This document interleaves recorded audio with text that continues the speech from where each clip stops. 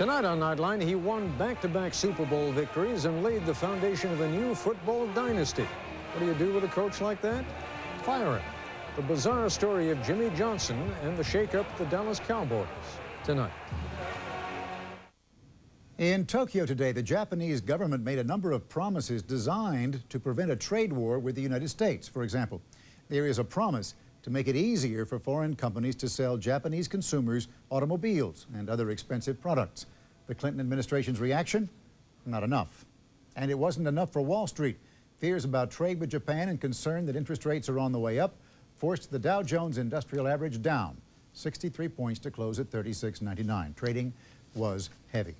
The Japanese did cut one major trade deal today. They have decided to import a lot more foreign rice. Now, the idea that they need foreign rice has made a lot of Japanese very nervous. ABC's Mark Litke is in Tokyo. It's a staple dish with nearly every family meal, an object of reverence in the Shinto religion.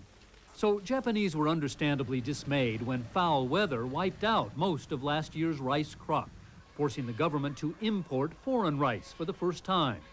Now dismay has turned to panic and a nationwide run on rice, only one kind, the pure Japanese variety. There's been nothing like it since World War II. Take a number, one bag to a customer, and supplies are still running out. They tell us, don't worry, she cries, but it's only getting worse. What has made it worse is a Japanese government decree that, as a conservation measure, domestic rice must now be blended with foreign rice, or the two types must be sold together as a set. Yet after years of being told by their own government that foreign rice is inferior, often contaminated with insects and chemicals, many consumers now want nothing to do with it. So they're hoarding as much of the homegrown grains as they can get their hands on, even hiding it in their bedroom closets. Adding to the national hysteria, sensational news reports on the latest impurities found in rice from abroad. The Japanese government is trying to calm public fears. The same officials who once banned foreign rice now go to great lengths to show that it's not harmful at all, and even tastes okay. There are consumer hotlines for rice advice and seminars on how to prepare the alien variety. In fact, sniffing and snorting over imported rice has become a national pastime. These rice capades, as the crisis has been dubbed, will probably run out of steam soon. Mass hysteria like this is not uncommon in Japan. It's also apparent that most of those in the rice lines are older citizens. The affluent younger generation can't understand the fuss. No problem, says this young man, I can live without rice. But a shortage of hamburger buns, now that would be a serious problem. Mark Litke, ABC News, Tokyo. Two other important pieces of foreign news. In Mexico, a week after the assassination of the leading presidential candidate, his campaign manager has been named to run in his place. Ernesto Zedillo used to work at Mexico's central bank. He also knows the United States well. He has a PhD in economics from Yale. And in Italy, where the votes in the parliamentary election have now been counted, billionaire Silvio Berlusconi is probably going to become Prime Minister Berlusconi. He has led his party and its right-wing allies to victory. Now he'll try to form a coalition government. When we come back, the American agenda, the medical technology of tomorrow. On the American agenda tonight, imagine having an operation where your surgeon is in another room or another hospital, maybe even another state. Welcome to medicine in the 21st century. There have been a lot of remarkable developments lately in the field of surgery, but none more remarkable than what you're about to see. Our agenda reporter is Tim Johnson.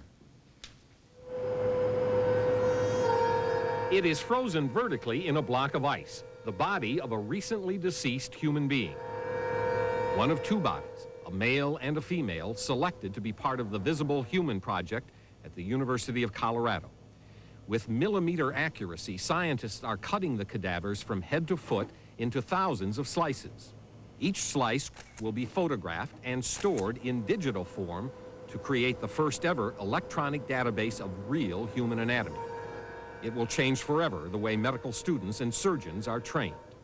You can stretch it and cut it and manipulate it. Do that all in virtual reality without having to practice on a patient. Absolutely. With this new database, companies like Maryland's High-Tech Explanations will be able to create totally accurate graphics of the human anatomy and place them in virtual reality, as if they actually existed.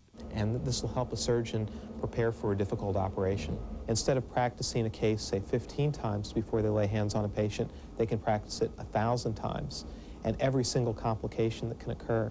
So I think we're going to have an enormous increase in the capabilities of our surgeons in the future. As medical students and doctors learn to use these new visual technologies, the way in which actual surgery is performed in the next century could also be revolutionized. By combining high-tech visuals with fiber optics and robotics, surgeons are now on the verge of being able to operate by remote control. Do you feel that pressure of the needle on the tissue when you push in there?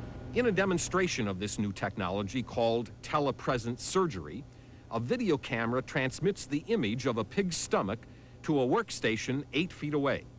There, surgeon Larry Way views the three-dimensional image projected in front of him.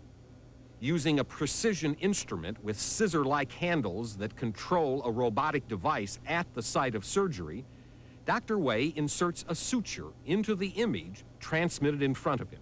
He controls the robotic device, which mimics his every action directly and exactly. As he pulls the suture through on the projected image, the robotic device pulls the suture through on the pig's stomach. The resistance on the suture is electronically sensed and transmitted back to the surgeon, who actually feels the tug as if he were at the point of surgery. The surgeon feels as if the experience is a true replica of direct hands-on surgery. With telepresence, real surgical procedures could ultimately be done from distances of hundreds or even thousands of miles, potentially improving access and quality of care for many rural communities. The patient does not need to be next to you anymore because you can acquire information about them and with telepresence be able to act back on them. Colonel Richard Satava is an Army surgeon, a visionary, and a driving force in the development of these new technologies for battlefield use. As portrayed in this demonstration video produced for the Army, by early next century, every soldier would wear an electronic dog tag into battle. If he is wounded, a signal would go off and be transmitted to a base hospital. Colonel, Bravo Company has a soldier down in grid 2-3. Hey, Mark, it's Doc. A medic would be dispatched to the battlefront to monitor the soldier's vital signs and electronically send them back to the base hospital. He's hit in the belly. Do you copy the vitals from the PSM? Over. Roger. If the wounded soldier needs surgery, he would be moved to a field hospital close to the front. Meanwhile, a surgeon, who could be hundreds of miles away, would prepare to operate telepresently. The Army actually demonstrated this technique at Fort Gordon, Georgia last June. The surgeon, at a portable workstation in a tent 100 feet away, performed a remote procedure on a pig, assisted by a nurse at the site of surgery. Although these technologies are still in development, it is already clear there is a visual and technical revolution underway that will sweep medicine into the next millennium. This is Dr. Timothy Johnson for the American Agenda. And when we come back, the case of the condor that couldn't. Finally tonight, when good intentions aren't enough. For years, scientists have replenished endangered species in the wild by raising them in captivity and then setting them free. Sounds good. ABC's Brian Rooney reports from Los Angeles tonight on one experiment which started out with high hopes. These birds were not born free, and it seems they couldn't learn to live free either. Today they were captured and returned to the Los Angeles Zoo, where they will be kept as breeding stock for the growing population of condors in captivity. Their recall from the wild leaves only 6 condors making it on their own. The important thing is to get a core group of good behaving birds out in the wild. They in turn, next year and the year after that, will be teaching these new birds that are coming out. The majestic California condor, with a wingspan up to 9 feet, once ruled the Pacific coast from British Columbia to Baja, California. By 1982, trappers, hunters, and the poisons released by industrial society reduced the condor population to less than 20. The surviving birds were captured and put into a $12 million breeding program that has increased their number to 81. But the condors bred under the watchful eye of man have difficulty making it in nature. Some condors have been electrocuted on high-voltage power lines. One drank antifreeze. It's really not a setback. It's just part of the part of what's to be expected with learning how to do this. After all, what they're learning how to do is replace something it took nature millions of years to create. Brian Rooney, ABC News, Los Angeles. And that is our report on World News Tonight. Later on Nightline, the shake-up at the Dallas Cowboys, the firing of head coach Jimmy Johnson. I'm Forrest Sawyer. Good night.